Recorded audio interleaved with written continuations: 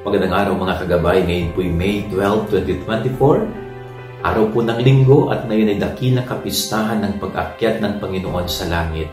At ngayon din po ay pinagdiriwang ang araw ng mga ina, Mother's Day.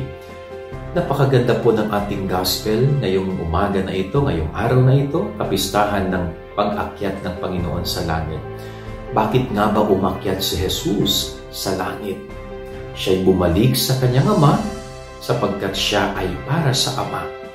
At ang kanyang pag-akyat sa langit ay tanda na tayo rin bilang mga tao, pag natapos ang ating buhay dito sa lupa, ay mayroong pupuntahan na ang tawag ay langit. Pero bago umakyat si Jesus sa langit, mayroon siyang misyon na itinagubilin sa kanyang mga alagad.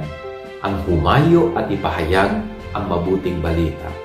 At yung misyon na yon na ibinigay ng Panginoon sa kanyang mga alagad bago siya umakyat sa langit ay parehong misyon na ibinibigay po niya sa atin bilang kanyang mga tagasunod.